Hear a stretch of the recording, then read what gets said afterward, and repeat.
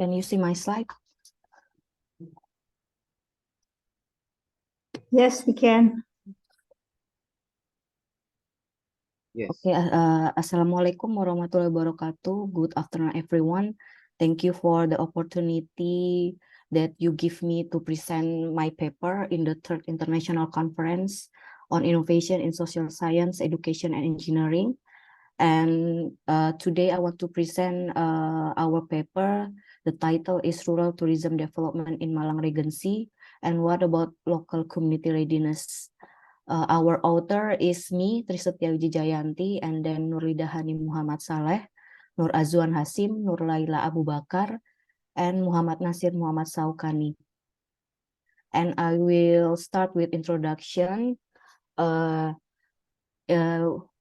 For the rural development, especially in Malang Regency, in that time, where is the potential of tourism industry has long been realized in developed countries, but not in the developing countries.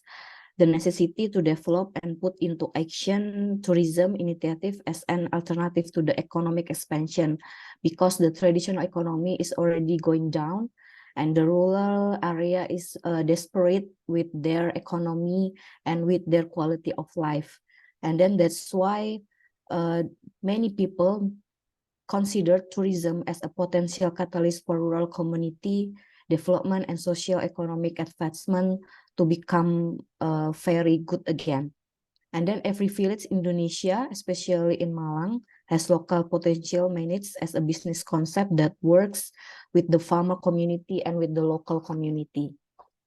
However, several villages in the Malang Regencies have developed their tourism activities, but there are failure and success. With the failures may occur at the stage of exploration, engagement, and then development, consolidation, stagnation, reform, and degradation. And the success of failure is connected with the main purpose of development, lack of knowledge, inability to manage resources, local policies, local communities, and the emergence on inhibitory factors.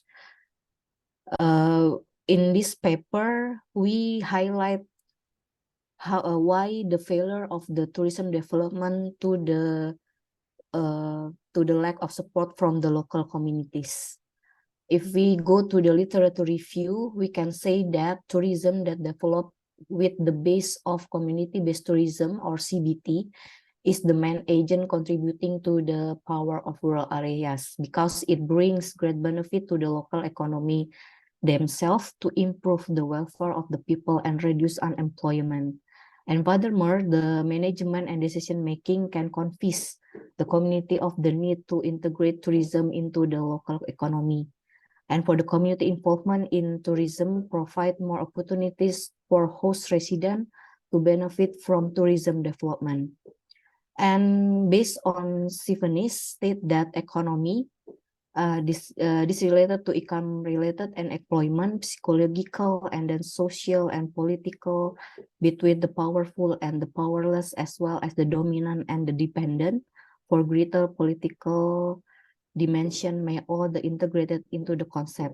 Therefore, the local community is the main factor and needs to be involved in the management of rural tourism development to ensure that all community-related issues are considered during the development of the tourism.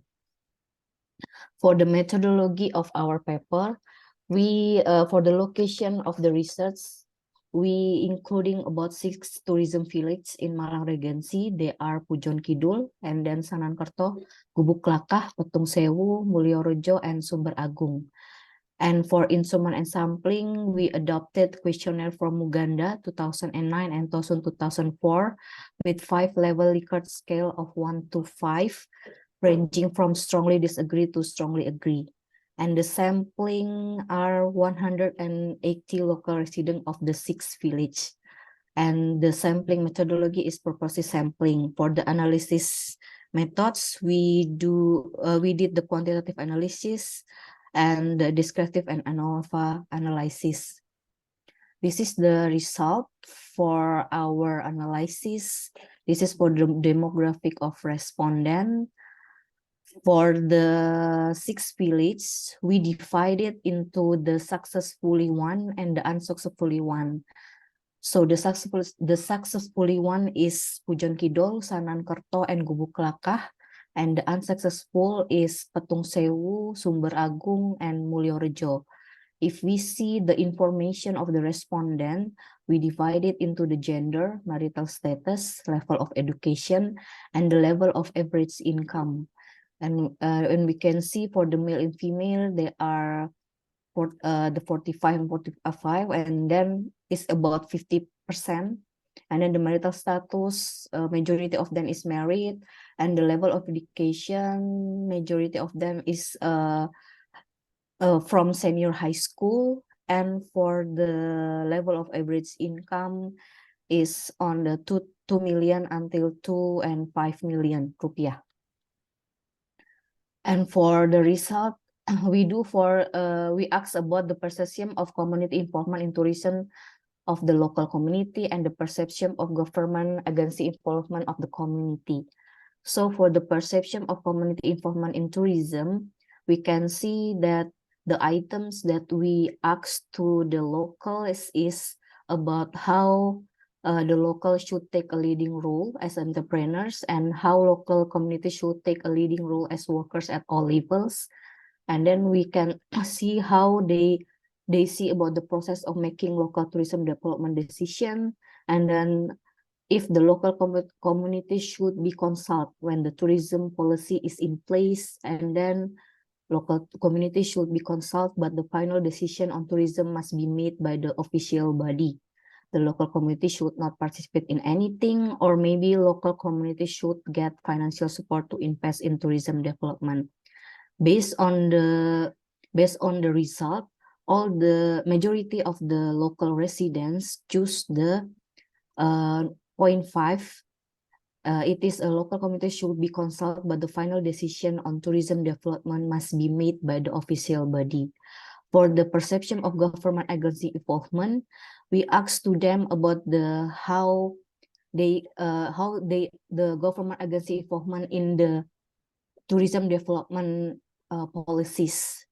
For the first one, we asked about how the Kemenparekraf or Disparbud in their area has to decide on the development of tourism in this village, and is it the elected local government should decide on the development of tourists, or maybe appointed local government agencies which usually represent the central government should make decision on the development of tourism, or maybe the appointed and elected local government agency must jointly decide on development of tourism, but they have to consult it with the local residents, or maybe a committee selected by the public to develop, manage, and control tourism specifically should decide on development of tourism, or maybe the market forces should be decide on development of tourism in this village.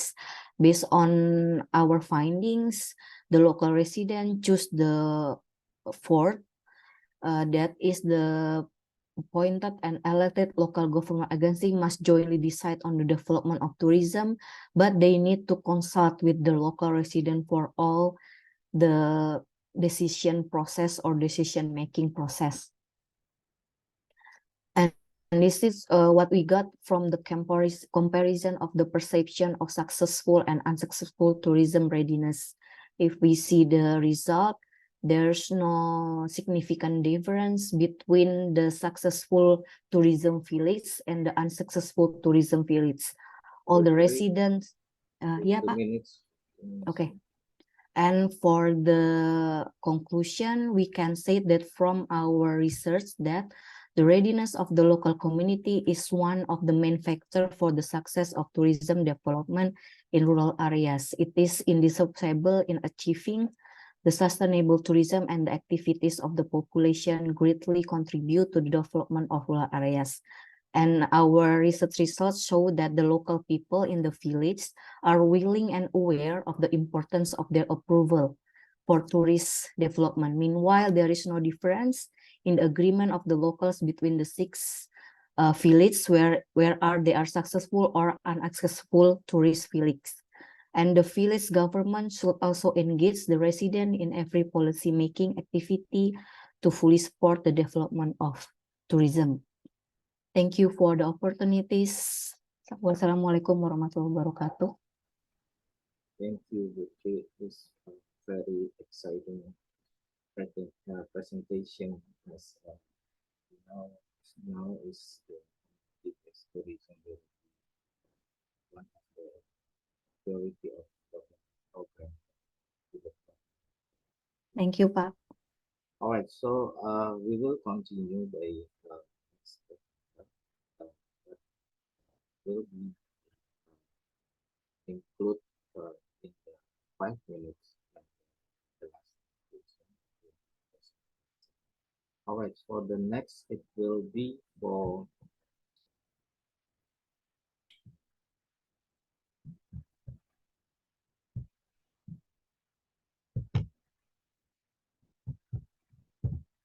Ibu.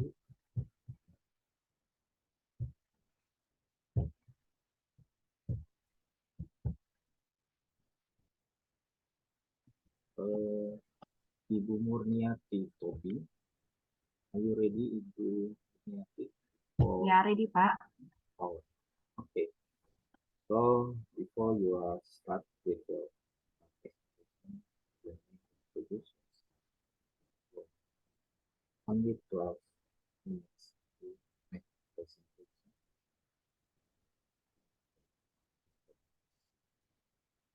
All right, the time is short. Suaranya kurang jelas, Pak. All right, the time is yours. Starting, you may starting.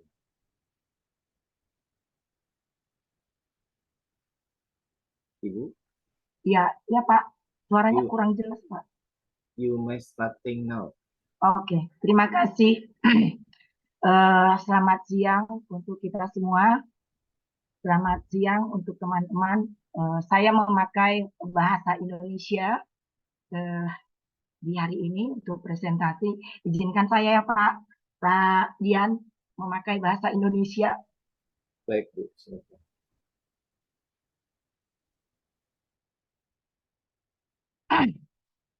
Judul penelitian saya di hari ini adalah tentang analisis dampak ekonomi pengembangan pariwisata terpadu kawasan Danau Toba terhadap kesejahteraan masyarakat Provinsi Sumatera Utara. Nama Murniati Tobing. Slide-nya belum kelihatan, Bu. Ya, Bu. Slide-nya belum kelihatan. Udah kirim.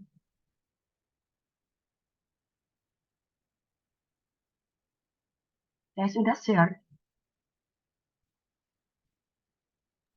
All right.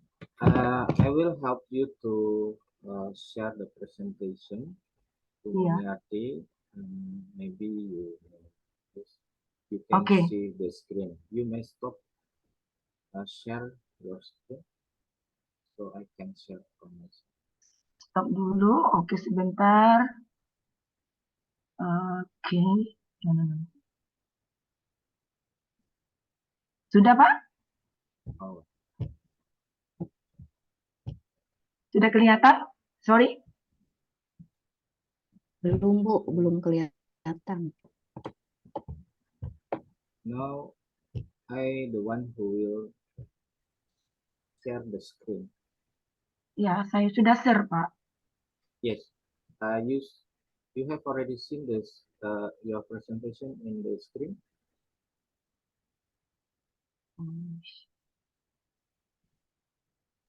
Nah, ini udah kelihatan, Bu.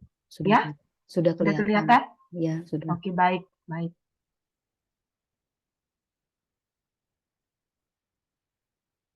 Alright.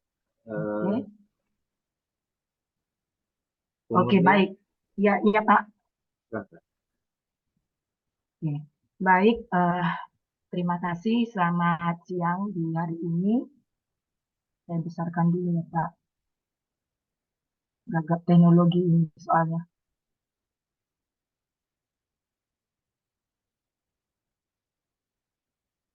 Bu Murni, I the one who share your presentation. You need Oke, the oke. background. Oke. Oke, momen. You just see the screen and you may explain and make the presentation based on what I have shared on the Oke, screen. oke.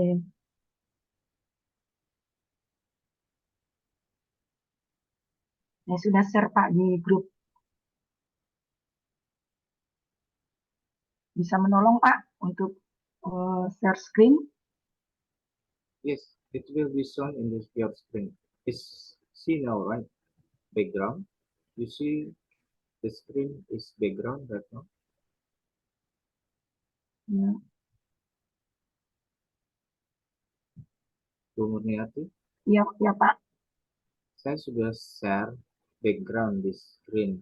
Ibu sudah bisa lihat di screen yang di Zoom, Bu.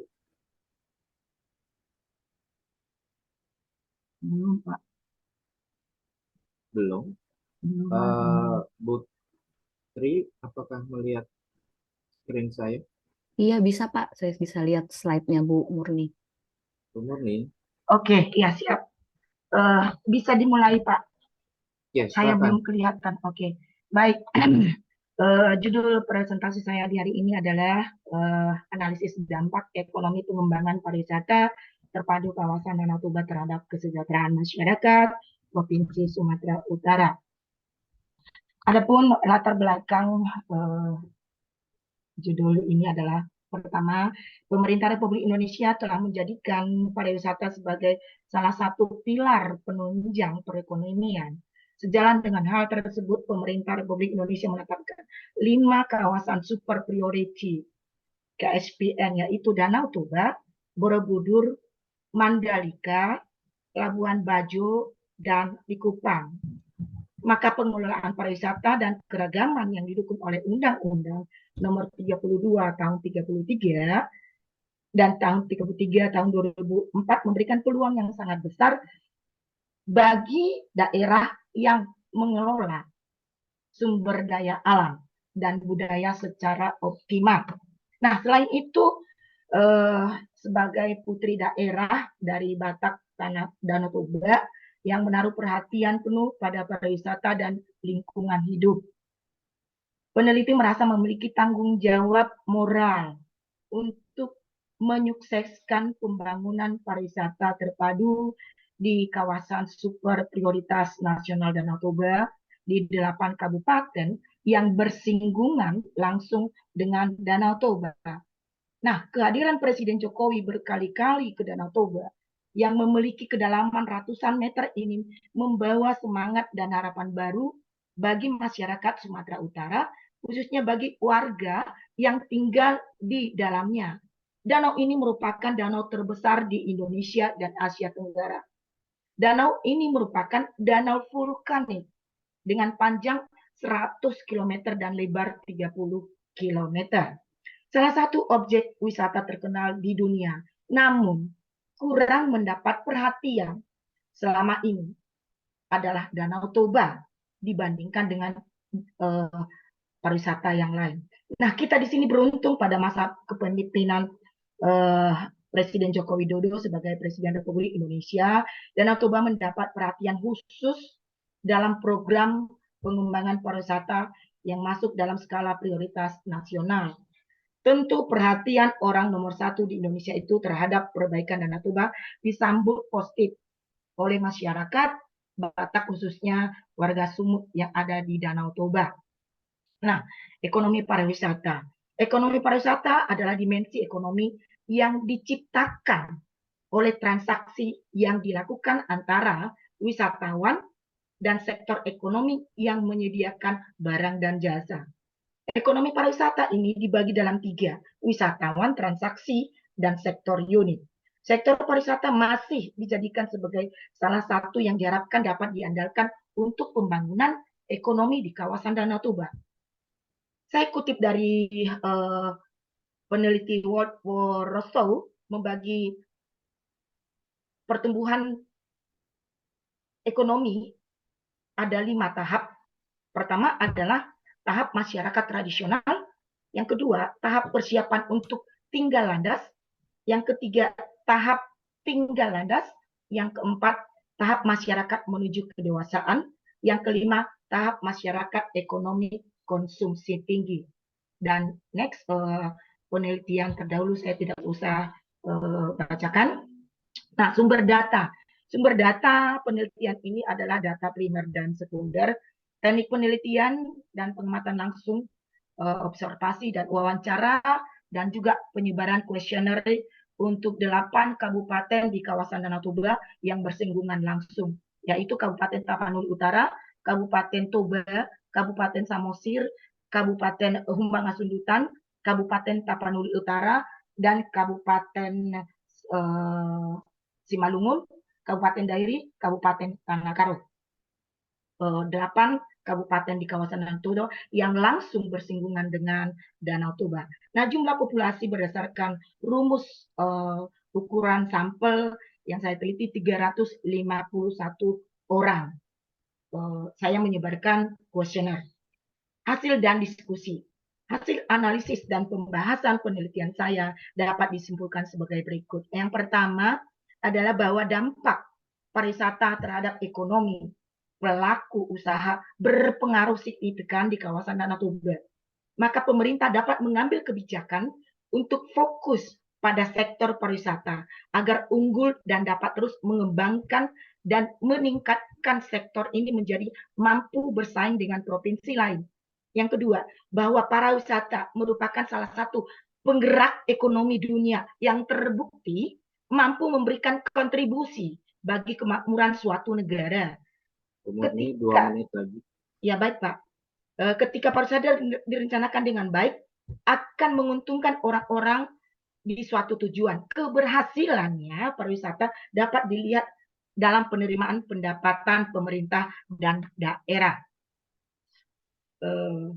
Konklusi, kesimpulannya adalah pertama, hasil penelitian ini dapat memberikan kontribusi kepada 8 kabupaten yang bersinggungan langsung dengan kawasan Danau Toba dalam mengkaji kebijakan atau keputusan yang optimal untuk sektor pariwisata dan menentukan kebijakan di masing-masing wilayah ataupun daerah yang tepat mengingat pengaruh retribusi yang timbul dari sektor pariwisata sehingga mampu menghasilkan distribusi pendapatan yang lebih baik terhadap kesejahteraan welfare-nya masyarakat di kawasan Danau Toba.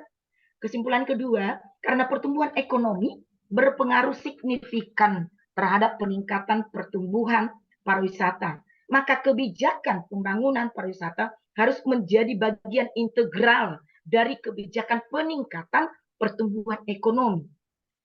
Hasil kajian ini untuk lebih berhati-hati dalam menentukan kebijakan sektor pariwisata agar mampu menghasilkan kontribusi pendapatan yang lebih baik kepada masyarakat, khususnya di kawasan Danau Toba.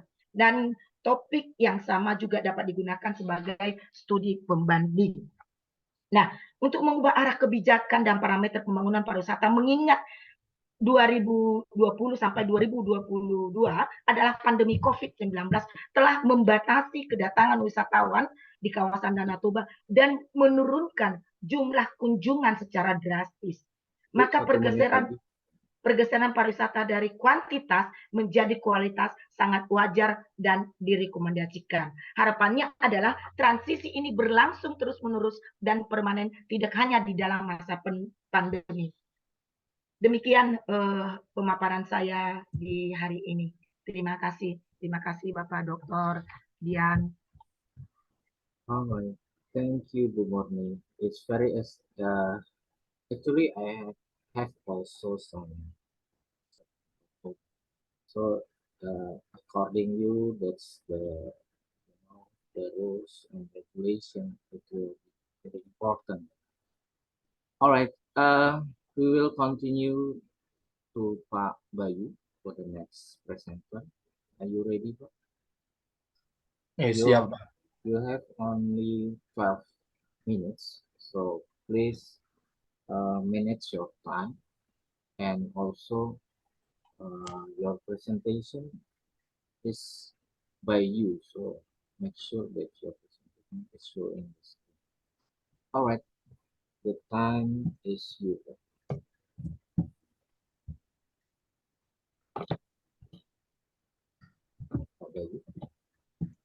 You may start now. Ini apakah PPT saya sudah Oh, terlihat? Bu Murni, bisa di cancel Ibu karena masih terpending di Ibu, Bu Murni. Iya Pak, siap. Hmm.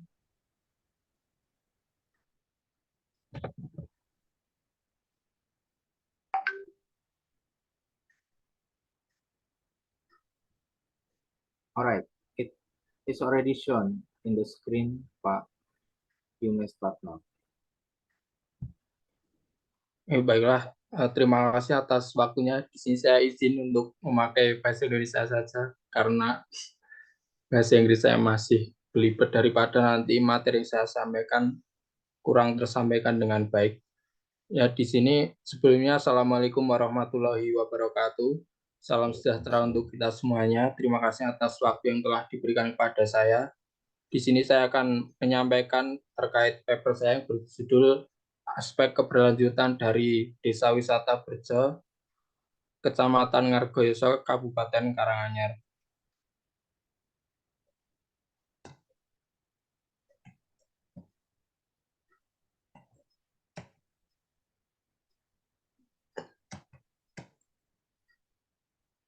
Maaf, ini tidak bisa dilanjutkan, Pak, slide.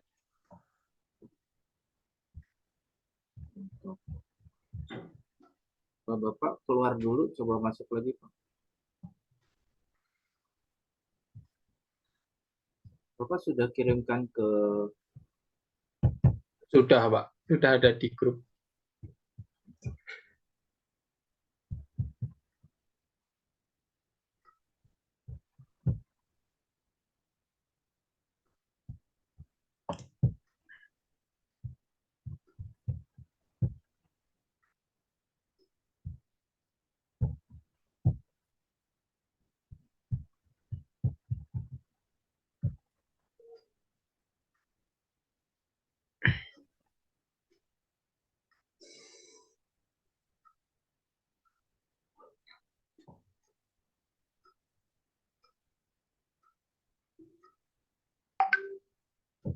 Oke, Pak.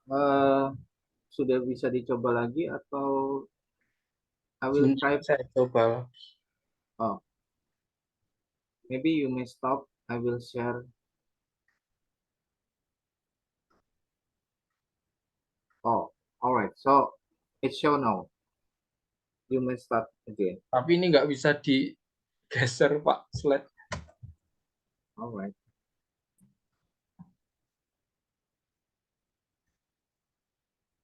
Please stop. I will share for you. Please stop the show.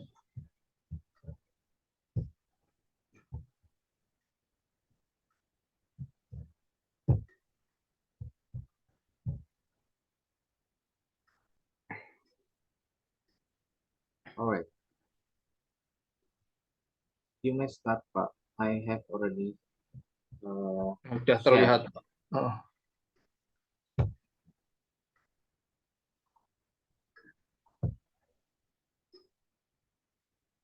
Please continue. Langsung saja untuk yang pertama, dimulai dari pendahuluan. Yang pertama, SDGs sebagai agenda pembangunan global, di mana dalam SDGs ini terdapat 17 tujuan pembangunan yang tujuannya untuk mengakhiri kemiskinan, melindungi bumi, dan memastikan bahwa pada tahun 2030 nanti semua orang itu dapat menikmati kedamaian dan kemakmuran. Kemudian sebelum pandemi COVID 2019, pariwisata telah menjadi industri yang berkembang cukup pesat, di mana pada tahun 1950 kedatangan turis internasional hanya berjumlah 25 juta wisatawan. Kemudian pada tahun 2000 meningkat menjadi 674 juta, yang dilanjutkan di tahun 2019 berjumlah 1,5 miliar wisatawan. Kemudian wisata mempunyai potensi untuk berkontribusi secara langsung maupun tidak langsung terhadap tujuan pembangunan berkelanjutan.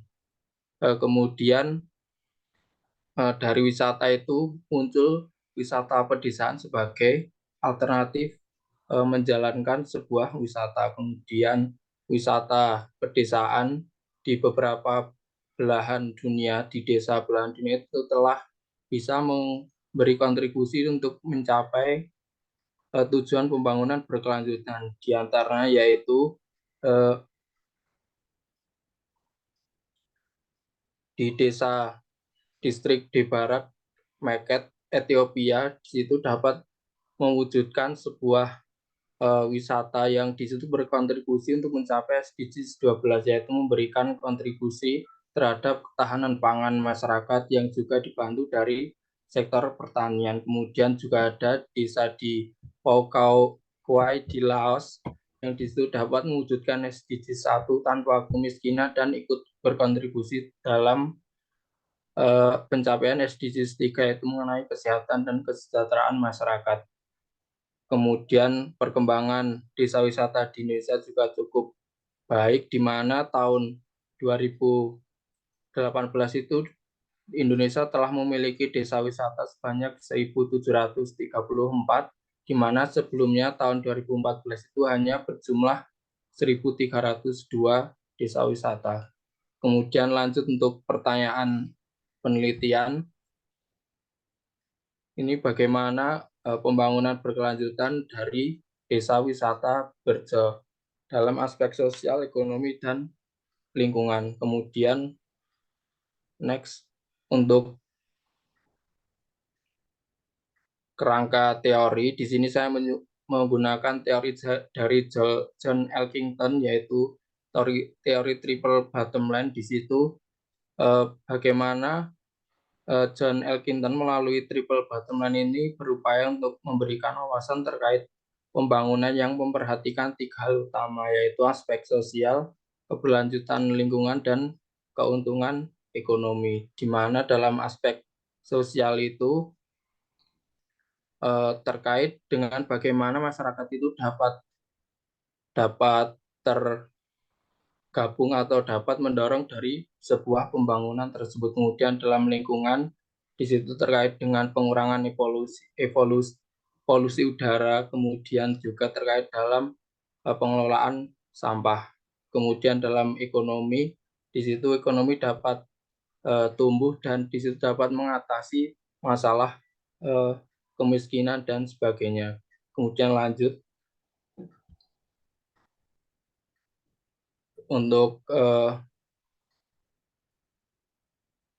ini ada di mana di situ dimulai dari potensi yang dimiliki oleh desa, kemudian desa itu menjadi sebuah desa wisata yang kemudian dikelola oleh agen dari pengelola wisata tersebut, di mana agen-agen tersebut akan melakukan pembangunan terkait aspek sosial, ekonomi, dan lingkungan yang akhirnya di situ dapat mewujudkan sebuah desa wisata yang berkelanjutan. Kemudian lanjut.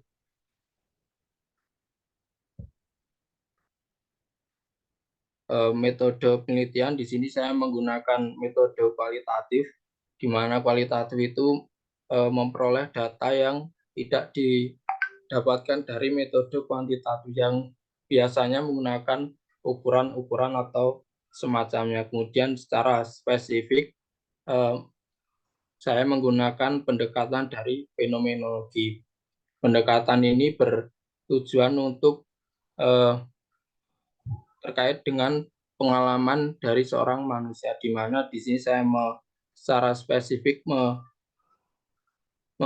meneliti bagaimana peran agen itu dalam pengalamannya dalam mengelola wisata yang ada di desanya. Kemudian lanjut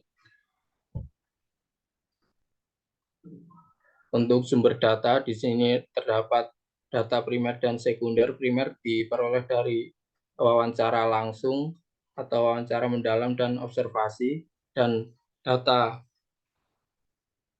sekundernya diperoleh dari studi dokumen, di mana saya mempelajari studi dokumen-dokumen yang terkait dalam penelitian saya di data-data kelurahan, buku, jurnal, dan sebagainya. Untuk wawancara sendiri saya berwawancara dengan sekretaris desa, BPD desa, kemudian BUMDes dan masyarakat.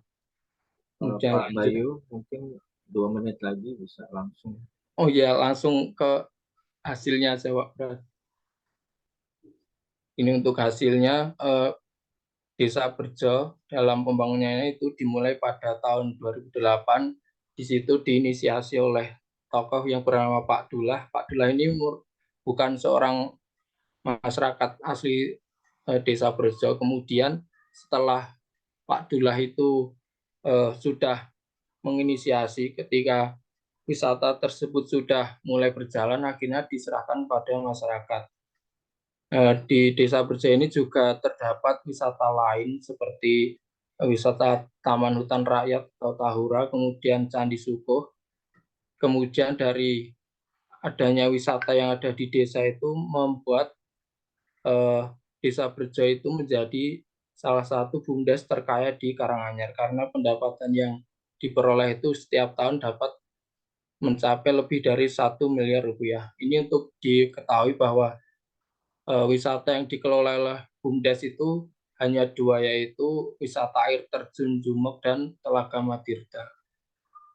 Dan ini sedikit data kunjungan wisatawan air terjun Jumek di tahun 2022 di bulan Mei sampai Desember, yaitu jika dilihat di situ rata-rata kunjungan setiap bulan itu di kedua objek wisata tersebut dapat mencapai 25.000 wisatawan.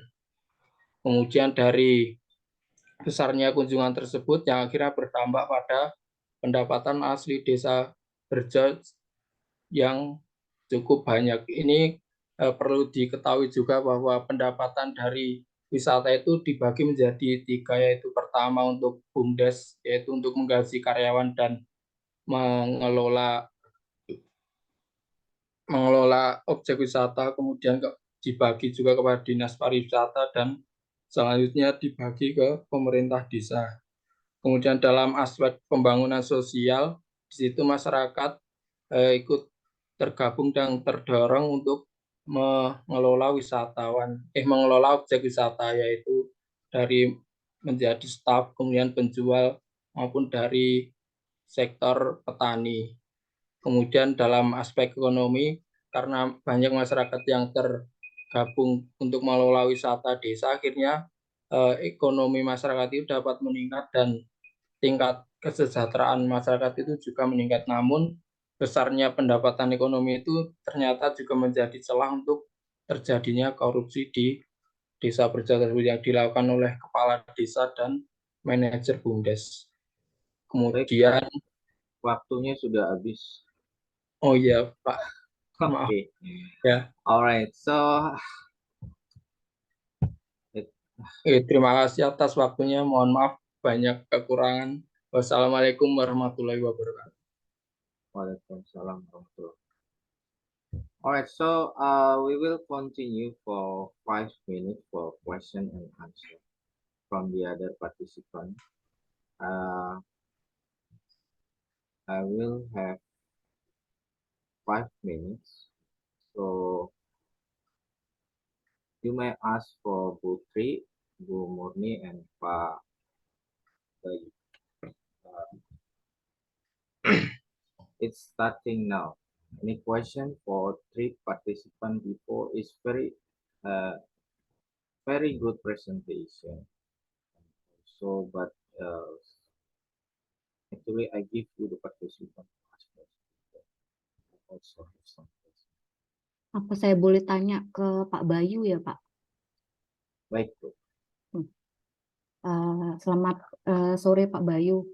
Mau tanya, Ya, apa keunggulan manajemen wisatanya Desa Berjo itu mungkin dibandingkan dengan manajemen desa wisata yang lain di sekitar Karanganyar? Terima kasih. oh iya. Ini boleh saya langsung jawab, Pak Dian? Ya, silakan. Ya, izin menjawab dari pertanyaan Bu Tri Setia. Keunggulan dari manajemen wisata di Desa Berjo itu ini Bu, di situ pengelola yang ada di Desa Berjo itu hampir 100% dikelola mandiri oleh masyarakat setempat.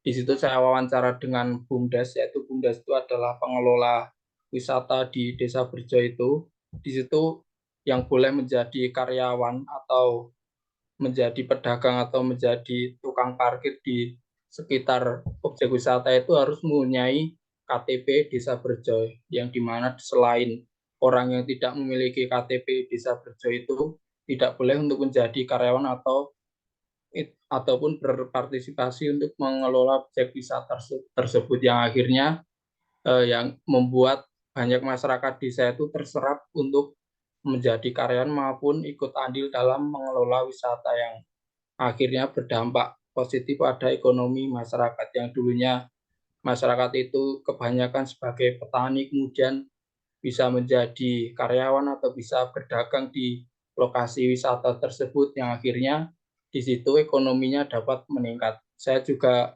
wawancara kepada salah satu pedagang di objek wisata air terjun Jumek. Di situ dulunya itu beliau seorang petani, kemudian karena adanya objek wisata tersebut, akhirnya beliau mencoba untuk jualan di dalam objek wisata air terjunnya. Akhirnya beliau mengaku dulunya itu pendapatnya sangat pas-pasan, kemudian sekarang setelah menjadi pedagang itu pendapatnya dapat meningkat, di situ dapat mencukupi kebutuhan keluarga dan menyekolahkan anak-anaknya. Seperti itu, Bu. Baik Pak Bayu, terima kasih. All right, so one more question, I think, from the other participant, maybe Bu Ika or Bu Anindita, Bu Bariani, any question to the participant? Bu Ika? Okay, actually, I have a question for Bu Murni. Maybe because the time that you haven't explained actually what kind of regulation that you it will be good in implementing in Danau Toba. Bu Murni? Ibu Murni? Are you there? Bu Murni? Hello. Ya, izin Pak. Ya, baru dengar. Okay, I want to ask you about one, what actually the regulation that you are saying it's very important for the government. Which one regulation that's very comfortable for, let's say, the village or the area around the Lake Toba? What actually regulation that's the result of yours? Izin Pak, saya pakai bahasa Indonesia aja ya Pak. Oh, Oke, selama ini regulasi di kawasan Danau Toba itu tumpang tindih Pak. Artinya dari beberapa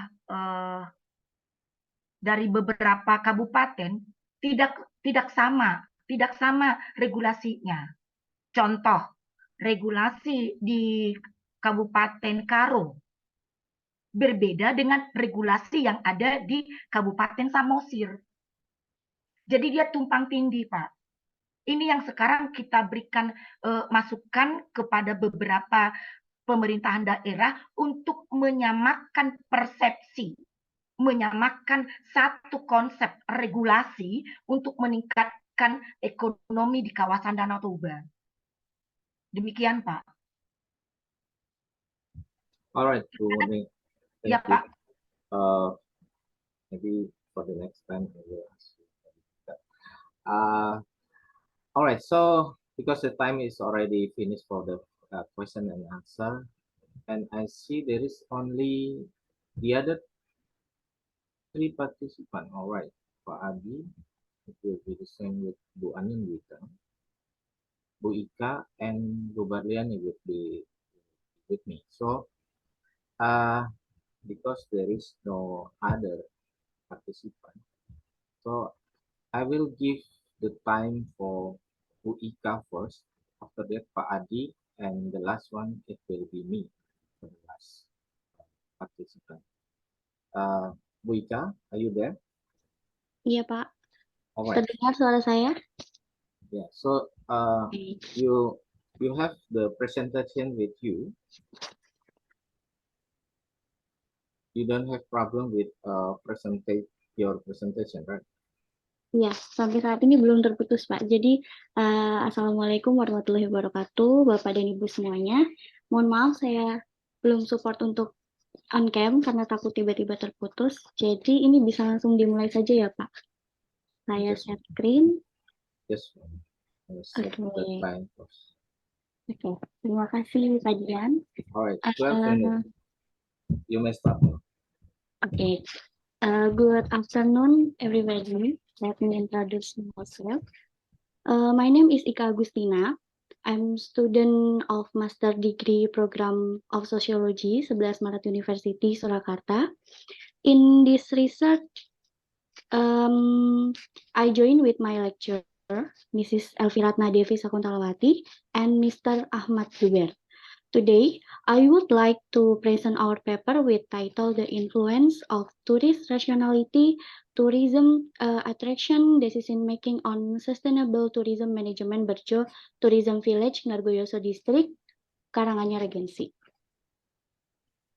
I start presentation with my research background based on Constitution of the Republic of Indonesia number 10 2009 about tourism, section 2.h state that tourism is organized based on sustainable principles. Next, carrying capacity of the environment as part of sustainable tourism is regulated in Constitution the Republic Indonesia number 10 2009 about tourism chapter 5 paragraph 1 point D means as protection of certain location that have a strategic role in maintaining the function and carrying capacity of the environment. Nah, environmental carrying capacity is a reference indicator or reference for sustainable tourism management. Jadi, pengelolaan pariwisata berkelanjutan ini berkaitan dengan daya dukung lingkungan. Dan tempat yang saya teliti itu adalah di Desa Berjo. Begitu. Nah, kemudian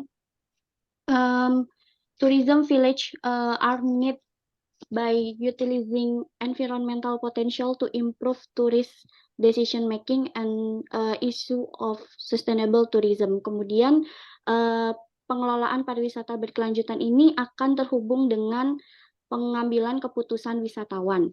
Nah, based on all the result of the study, it is stated that low physical environmental condition cause low environmental carrying capacity. They show that there is gap, bahwa sebenarnya di dalam penelitian ini, dari penelitian terdahulu itu disebutkan ada gap yang seharusnya dengan yang senyatanya gitu.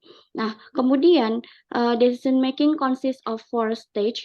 First, the need or desire to travel is based on prospective tourism.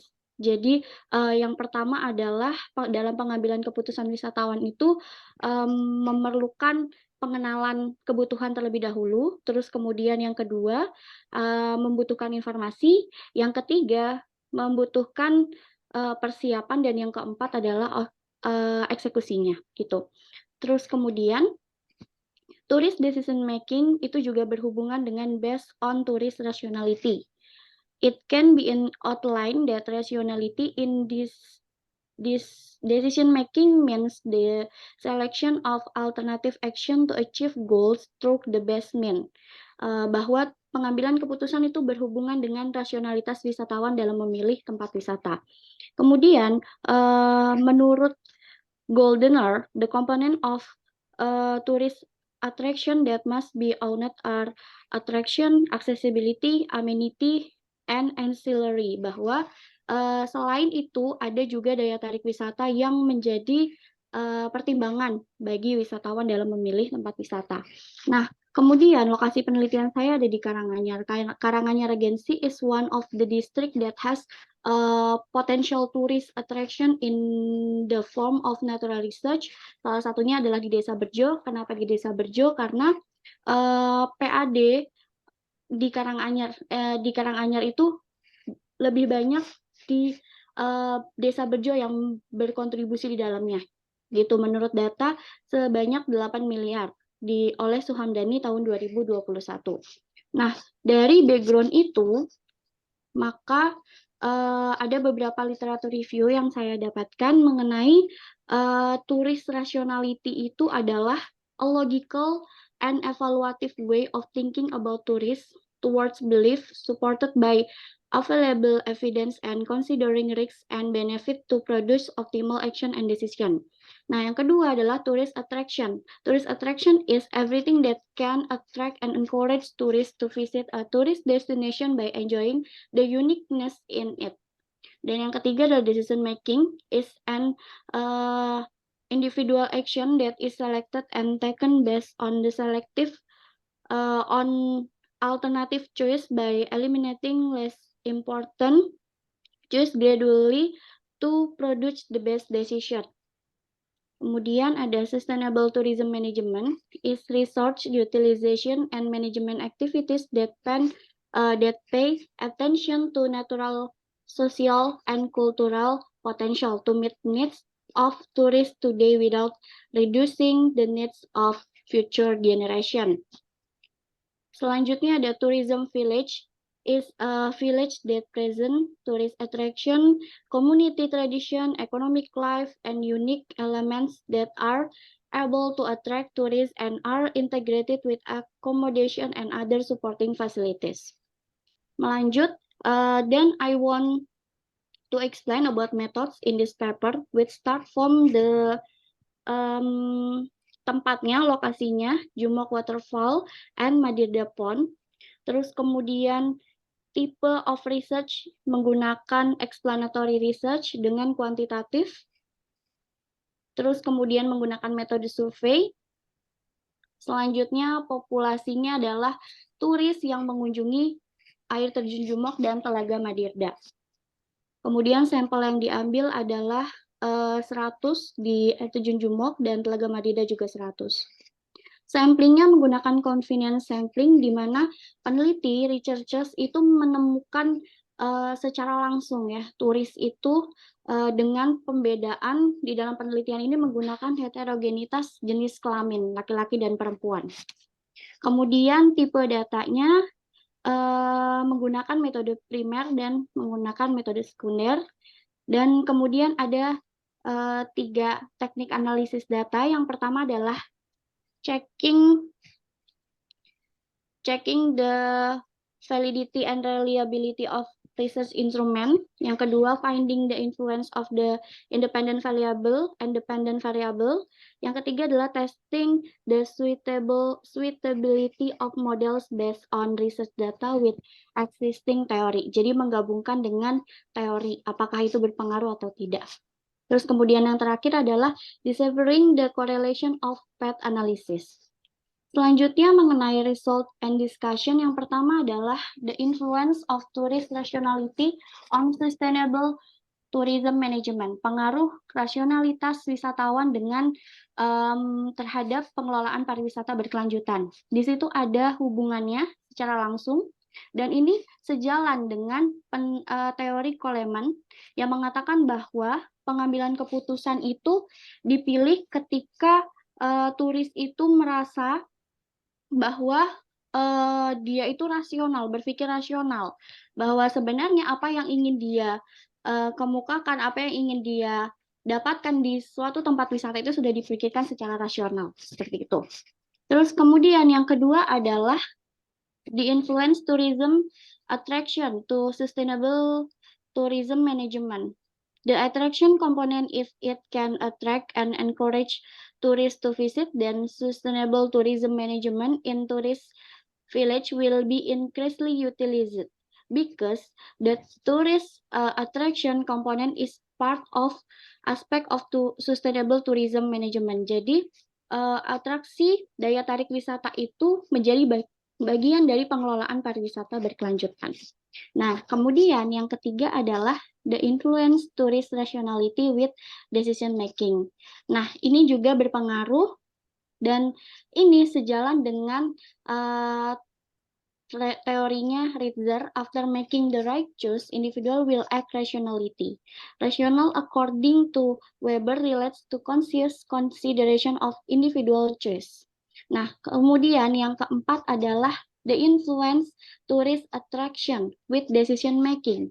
Ini juga sejalan dengan teorinya Spillen, bahwa the things that attracts tourists to visit tourist attraction are natural beauty with its various variation, climatic condition, culture and attraction, historical and legendary, ethnicity with its tribal nature, and accessibility itu berpengaruh dengan pengambilan keputusan yang dilakukan oleh wisatawan gitu. Kemudian yang kelima adalah the influence decision making with sustainable tourism management. Ini pun juga berpengaruh sejalan dengan penelitian Septari Nur Septiani bahwa sustainable tourism management itu include ke dalam 3 aspek. Nah, aspek ekonomi, aspek lingkungan, sosial culture, nah itu berhubungan dengan pengambilan keputusan wisatawan. Seperti itu. Nah, kemudian melanjut ke conclusion, I can conclude that the influence of tourist rationality on tourist management is categories medium. This influence is in accordance with Coleman's theorization that decision-making choice can be said to be rational if the choice is taken with the aims of maximizing the desired result. After making the right choice, individual will act rationally. In addition, the influence of tourist attraction on sustainable tourism management is categorized as strong. As theories by Spillen that the things that attract tourists to visit tourist attraction itu akan berpengaruh dengan pengambilan keputusan. These matters are related to the 3 aspects of sustainable tourism management implemented by Tourism Village. These 3 aspects are environmental, economic, and social cultural aspect itu juga berpengaruh dengan pengambilan keputusan dan rasionalitas wisatawan secara keseluruhan. Baik, seperti itu penjelasan dari saya, kurang lebihnya mohon maaf. Wassalamualaikum warahmatullahi wabarakatuh. Alright, thank you, Ika. The time is also matched with the 12 minutes. So you are the postgraduate student for the master or for the doctoral? Oh, master, Pak, master degree. All right, so we have just Pak Adi, and the last one will be Bu Barliana. Okay, Pak Adi, are you ready for the presentation? Okay, Pak, I'm ready. But I think I'm still waiting for a big one in it. Okay, I think it's also ready.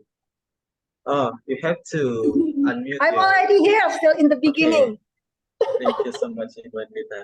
Okay, Pak, you're ready for this. All right, just a moment. So you will present it from your side, right? You don't Okay. need to... Sure. All right, Pak Adi, you may start now. Screen first.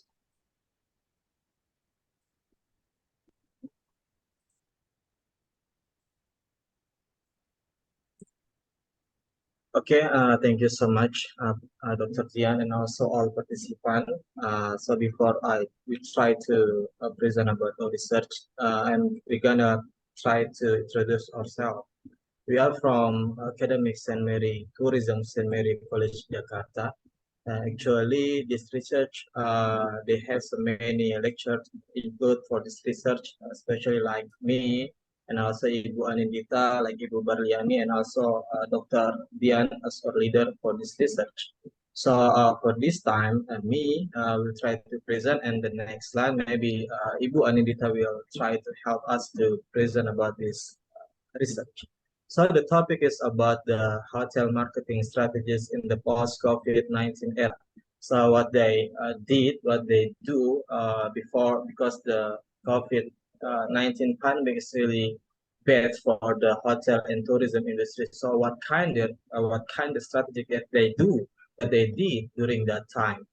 So for the introduction, as we know that the COVID-19 pandemic affecting various industries and economy, especially for the small, medium enterprises, and also especially for the hotel industry. Many hotel and tourism industries suffered during COVID-19 pandemic because the COVID pandemic has greatly impacted to the hospitality and also for the hotel industry because this kind of industry really relies on human movement. And we already know, and we also have the same experience, right? Maybe in 2020 and also in 2021, we have bad experience like PPKM, so the government gives some regulation that we cannot movement as usual before the pandemic. So for some area, they are a closed border. So that's why the hospitality industry, especially for the hotel and also the tourism industry, is really bad in that condition. The operational cost is still running, but the revenue or their income it's get impact very bad, and sometimes they lose their money because the condition in that era. So even we just now from the information from the chairman of the regional leadership, that's the organization about the Indonesian Hotel and Restaurant Association. They try to explain during that time in the pandemic era, several hotels for the both star, I mean for the upper level, like 5-star or the other things, and also for the small hotels are currently under the risk of closure or bankrupt. I remember in 2020 or 2021, I watched the news that the one of the management hotel didn't sell room anymore because they hopeless in that time, so they try to sell the overall hotel. It's not only one room, but they try to sell the overall hotel because in that condition, as we know because the restriction for the movement about the PPKM regulation, so which means that the hotel and tourism industry really get the bad impact from the COVID-19 pandemic. So the mostly their strategic during the pandemic that we know that 3 strategic implemented during that time. Of course, mostly they do comprehensive cost leadership. So which means because the revenue is decreased because their sales is not really good, like if we try to compare between the pre-pandemic era. So which means that the best thing that they can do is they have to cut their operational costs. So that's why they implemented the comprehensive cost leadership. That's the best thing that they can do during that time. And also the second and the third option is they do some differentiation and focus on preparing specific products. Maybe we already know during that time, some of hotel they give some bundle, they have some optional product. Example that maybe the price is quite lower, but with the lower price, the cheapest price, you can get the best facilities during that time to attract the customer because we know they still need revenue to survive. Otherwise, they have to bankrupt in that time. And also, based on the database, we know that in July 2021, even though the revenue, their sales is increased, but the increase is not the same if we try to compare with the below pre-pandemic. If we try to compare before the pandemic, of course, the number will be different. So that's why that's kind of the strategy that they did during that time, during the pandemic. And also, this our theory about literature review. So what kind the strategy that they did, especially after the pandemic, after the new normal era. they call it the new normal era after the pandemic, what kind of strategy. And mostly they do some like a marketing mix. So which means that they have to know about some mix in the marketing so they can enhance their sales during after the pandemic, yeah, because of course they cannot do anything in the pandemic, but after the pandemic they have to bounce back. They have to rise their salary, their revenue during that time. So mostly they do promotion mix. So promotion mix are the idea that incorporating a wide range of promotional elements.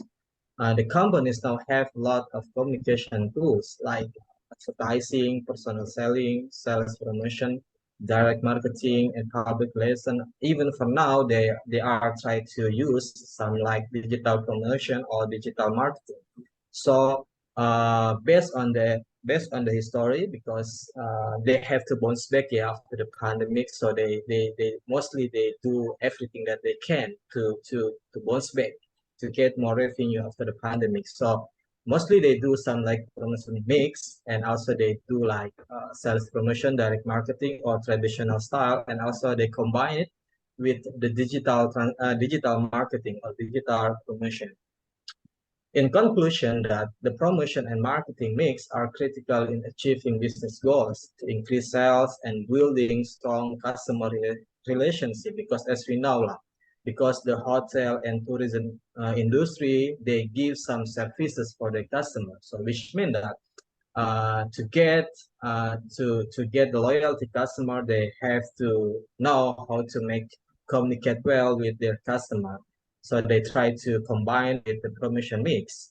And the promotion mix combines various promotion elements such as like direct selling or the traditional style, like the usual, and also they try to combine it with the digital promotion marketing mix to engage and interact with the target audience as the customers. And this our research method, yeah. We did qualitative research, so we tried to explore into the depth of spoken and written words, and we did some interviewing with the upper level management in the hotel, and that is the general manager of Hotel Grand Mercure Jakarta. And we discussed a lot with him to get some information, deep information based on the best practice. So what they did after the pandemic, during the new normal era after pandemic, what kind of strategy that they did. So we get some information from the interviewing with him. Luckily, our leader or team have a good relation with them, so can get some more information about our research. And this the profile of our place to do some research. This the hotel Grand Mercure Kemayoran Jakarta. It also the 5-star hotel in Jakarta, yeah, that located in Kemayoran. The hotel give the comprehensive range of facilities to make sure that they can give the best services for the customer, like relaxation or rejuvenation, something like that. They are really a good hotel in Kemayoran, Jakarta. And the observation result that we found that they do some strategic, especially like in the product during the pandemic, before the pandemic, because they don't have more customer, they try to rejuvenation their facilities. They try to maybe to upgrade their facilities. So after the pandemic, the new normal era, they hope that they can attract more customer with the best facilities. And we know that the product, they provide more than 500 with the various preference and need based on so it depends with the customer needs. The product is really good for the customers. And also for the price, the management, based on their information, they have some policy to make the price. And yeah, okay, thank you, Pak.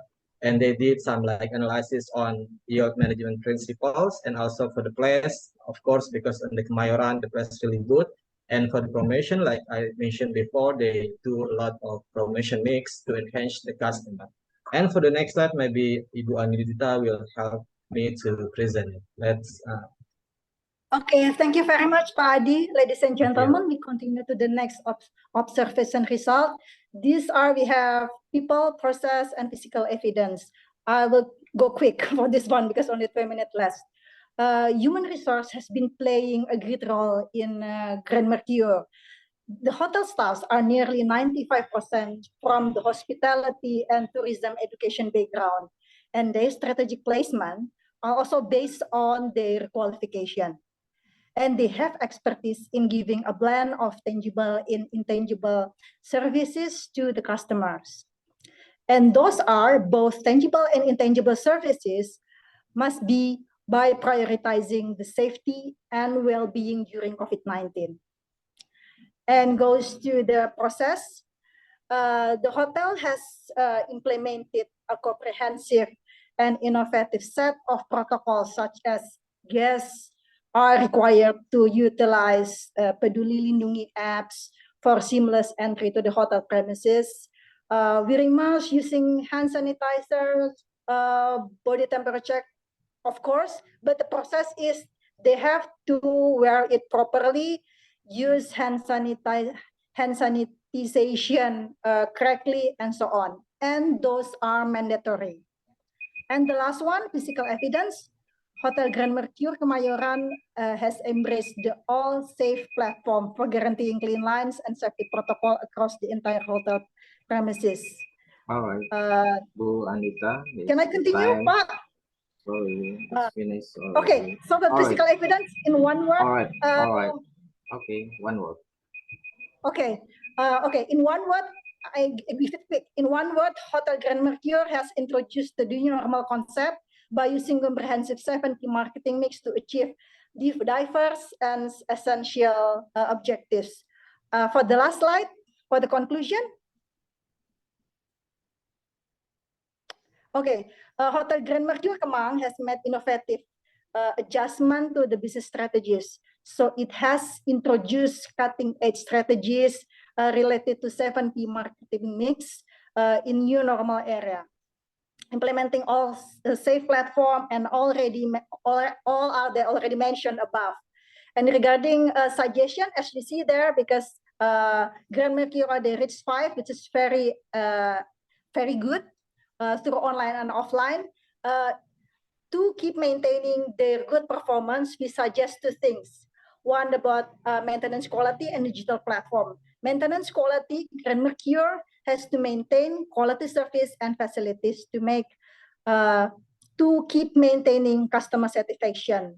And regarding digital platform, even they have done very well in doing digital marketing, so that Instagram already reached 10,000 followers. That's incredible achievement. But we suggest to use TikTok because TikTok nowadays gain popularity among the young generation. So by tap into the TikTok apps, Grand Mercure Kemayoran can also attract to the new potential customer, which are young generation.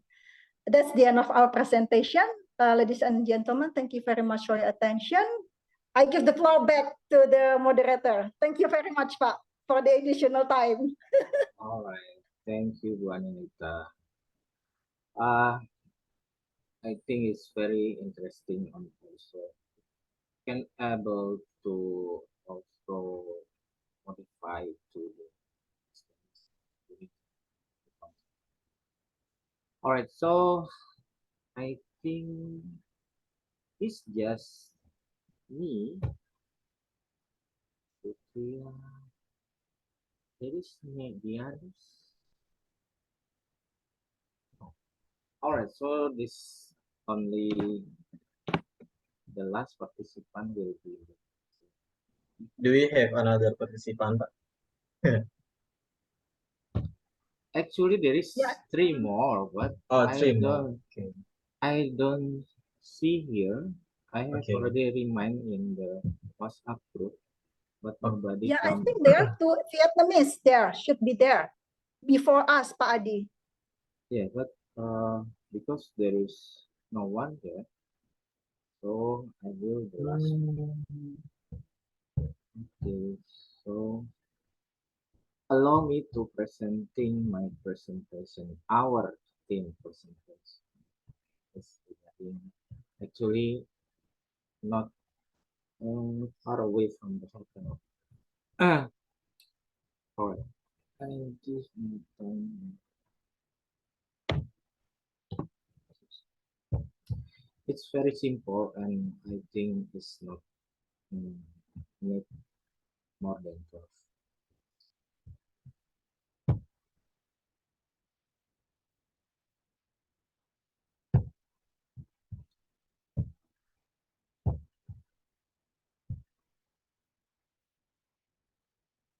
Alright, so actually, this is one of the variable that used in ICA presentation before.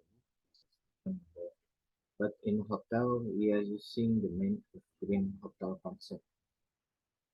The resort location itself in Bali, so there's 7 of us working for this.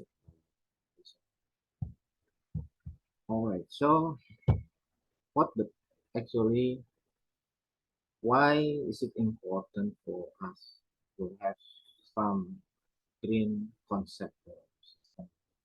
Because the tourism sector was in Indonesia, hotel is now grow after the COVID that Pak Adi has presentation, and also is need the collaboration actually of the stakeholder from the hotel itself and also the other mental health as well makes the high quality tourism experience. Now the industry facing the environment challenge like global warming, it's necessary for the adoption of the environmentally of the friendly practice. As also as already explained before that we need to make sure that the environment is sustained until the next generation. So this is actually why the reason. It's also why the reason itself become important because you know like the same like the presentation before the environment impact will be contribute to big impact for the environment and also impact for the tourism itself. Uh, the Minister of Tourism in Indonesia has already have taken down a step and program in promoting the environment sustainability. Actually, in green movement, which is hotel itself is said a green hotel concept. So it's almost the same from the GDS for system. It will be applicative for the only not only for environment, also for social and also beside it will be bring such a saving cost and competitive and improve the employee and performance and customers. Okay, what is the concept of green hotel itself? If we see here that you know green is thinking forward approach and to reduce the negative effect of the accommodation because we are telling here that hotel when simulating with the improving the economy and social. So three pillars, three that's not only environment, it will be impact to also for economic and social performance itself. So regarding the concept of environment is like make sure that efficiency of energy and also the cycle program, renewable of the energy utilization, eco-friendly irrigation, and some of program and also the empowerment of employee growth. So This means not only for the system for the hotel and also for the environment itself, for the local community and also the employment. By embracing the green concept, it will be increase the customer satisfaction and loyalty, improve the market position, and reduce the associated corporate responsibility. This is the concept of eco-friendly or green. Okay, for the research methodology, actually we are using the investigate for the research, including who use or not use the green hotel standard. Focusing sampling method was used for the scientific recommendation in the region. Actually, the data collected is very quantitative, but also we are combined with qualitative, so it using also the such the interview, the site observation, and the has become the comprehensive approach to holistic understanding of the problem. Okay, so the results. We are direct to the result. The study of 47 hotel in Bali, start from star 1 until 3. The majority of this hotel qualify as 3 and 2.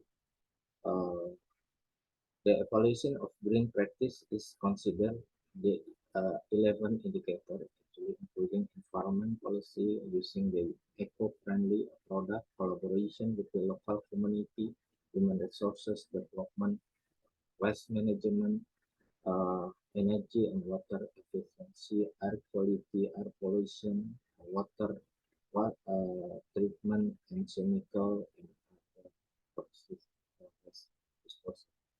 The findings show that the most hotel in Bali has successfully implemented the green hotel practice with the rating and indicators such use the environment-friendly product.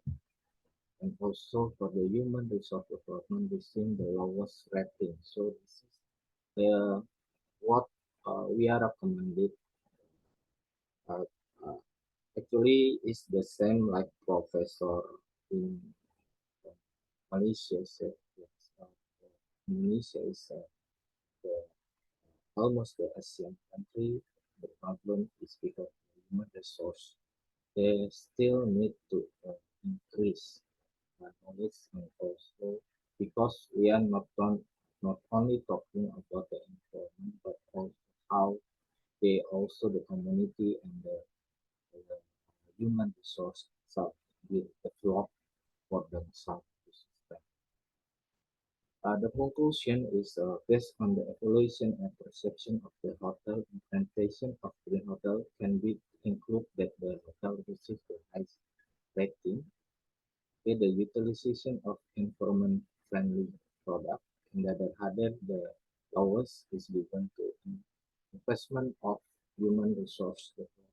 So this is also need to become concerned by the stakeholder for the hotel and also the mental health station to collaborate to, uh, to increase uh, the investment. This is the result, and also because actually Bali have the culture is already support the system. All right, that's the final my presentation. I think this the time for 5 minutes for question and answer from the other participant for 3 of us. Me, Pak Adi, and Ika. Maybe there is other participant want to ask for our. Thank you. Maybe Ika want ask to Pak Adi. Pak Adi want to ask for Ika for question. Or Pak Bayu or Bu Murni or Bu Tri. Saya boleh tanya, Pak? Oh, Untuk artikelnya Pak Dr. Dian, saya sejujurnya saya baru tahu tentang green concept untuk hotel. Kalau kita melihat untuk kedepannya itu apa hubungannya antara urgensi sebuah hotel untuk menjadi green concept kepada misalnya mungkin kepada peningkatan kadar penginapannya gitu Pak, untuk persewaan dan untuk menarik dari turis sendiri untuk menginap di hotel itu. Oke, jadi sebenarnya using this. Alright. So actually, this is the changing of the perception of the tourism. Now, the youngest is already very sensitive about the system. That's become one of interesting hotel if they're using the green hotel concept. That's one the reason. The second one, now the program itself not only although it's already changed to push we are using the sustainable, and it will also educate the tourism tourists to start to think for the next generation, because now it's actually Indonesia has a good regulation also to push hotel to use the green. So final conclusion is first is the behavior of customer is already changed. They more concerned about the system. Secondly, because Bali is basically the basic cultural is one of the systems. Social environment. They are not only how they are affected to that, and also so now that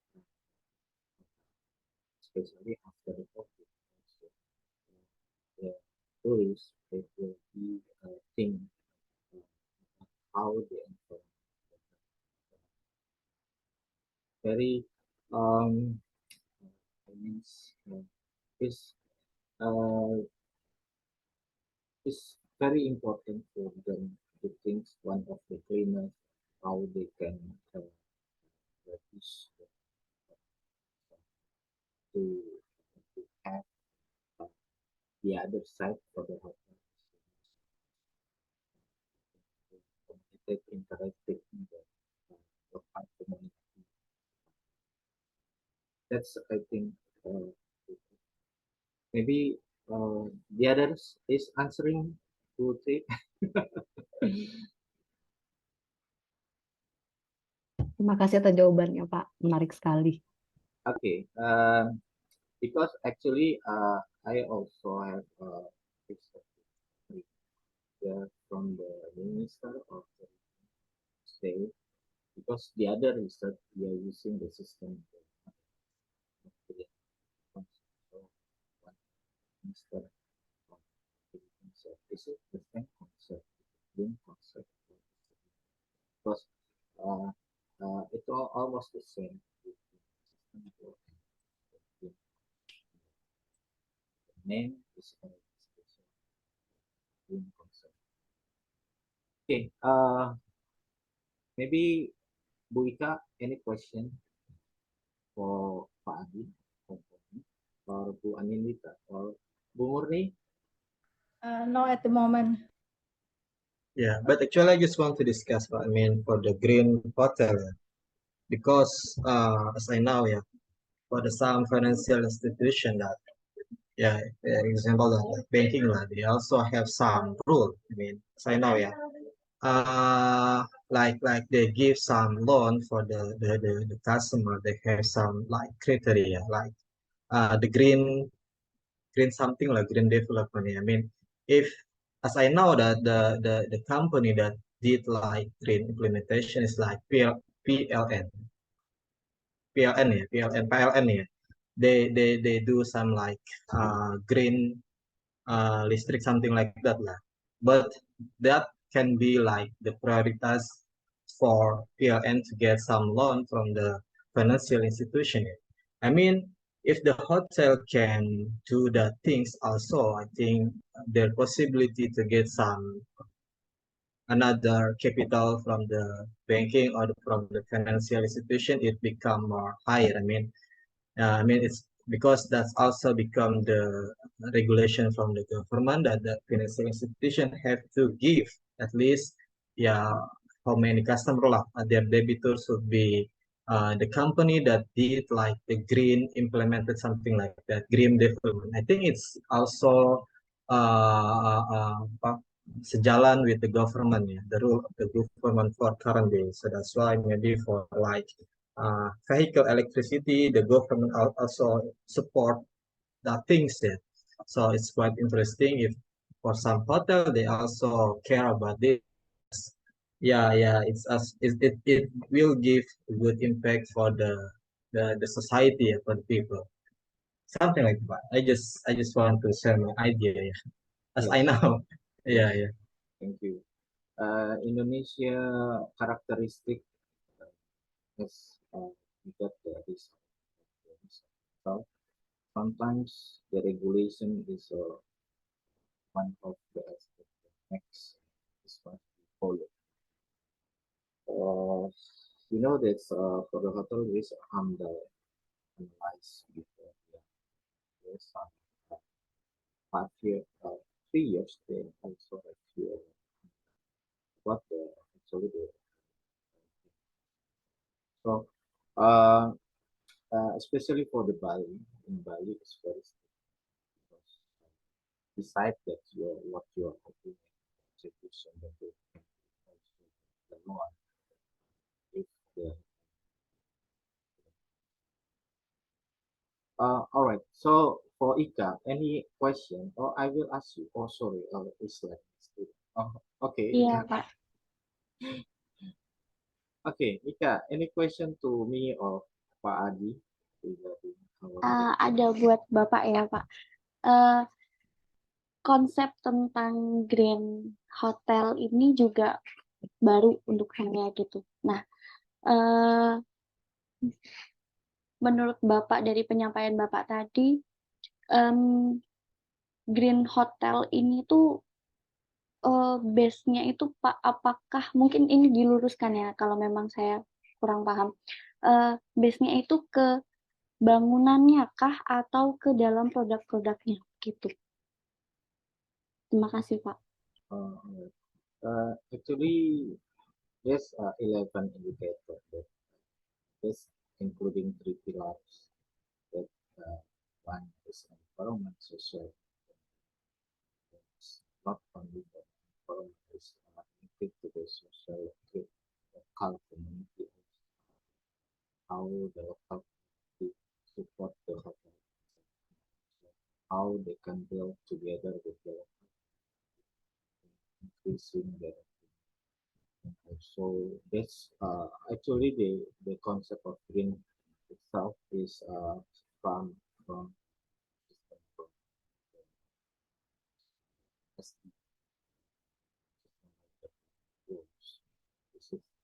this for ASEAN it's called it's almost the same.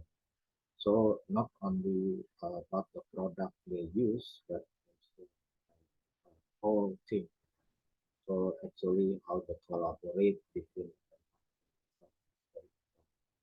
when we are talking about tourism, it's all happen right.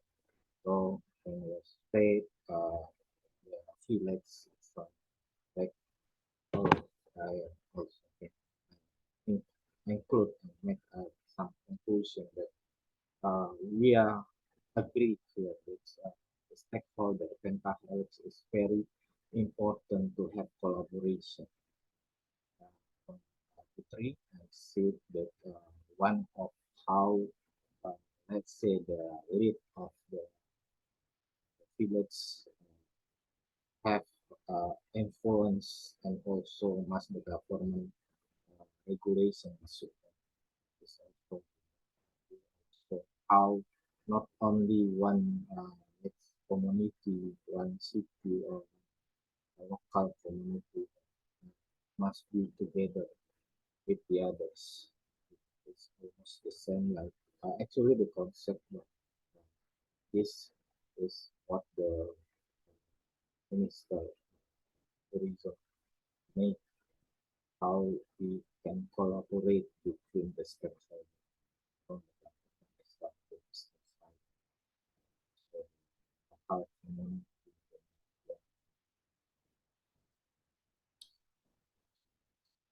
the, the hotel or the practice.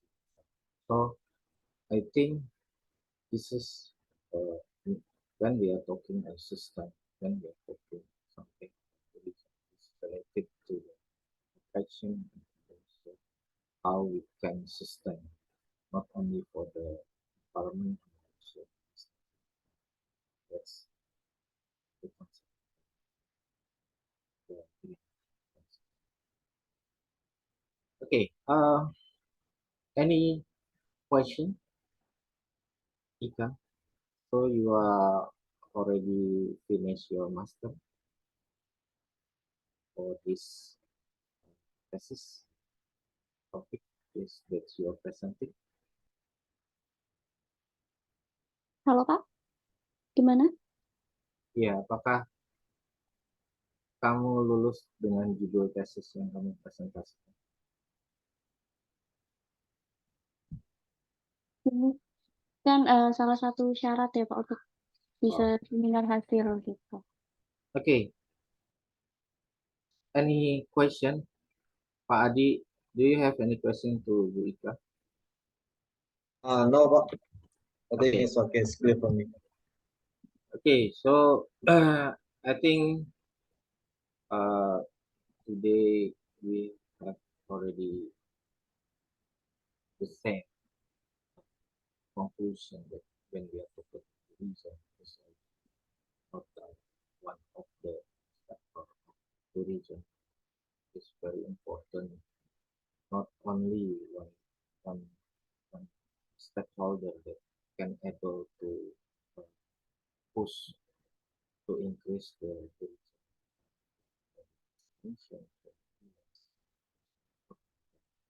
All together, the together can have the same opinion, the same regulation, the same understanding for one goal that is going to be one success factor getting the data.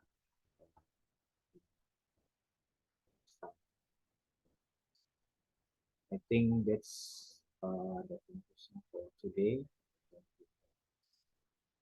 There is no one. Okay, so I think I will close this session. Every information it will be informed in the WhatsApp group for the next like Bu Carmila said, and also our article will be published in 1 to 2 months. And after we get the certificate. Thank you very much, Putri. Thank you very much. Oh yeah, sorry. Before we are Thank you so finished, much. we must have a picture. Okay, just a minute.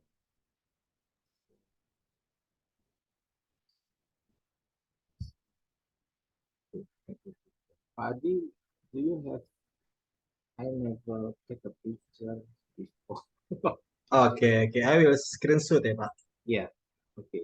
Can you help How me? about? Okay, of course, Pak. Yeah, Pak Bayu and Ibu Ika, can you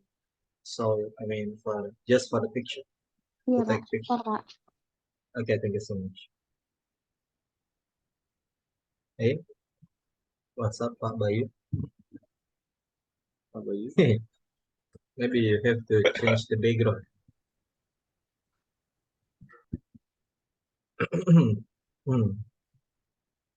Or if you cannot, okay, it's okay. Okay, okay, Please send okay. me- One, Oh, okay. wait. 1, 2, 3, smile. Again, 1, 2, 3, do smile. Okay, thank you so Alright. much, Pak. Thank you very much. Terima Thank kasih. you. Terima Thank you very kasih. much, Pak Adi, for taking picture. Mohon izin live.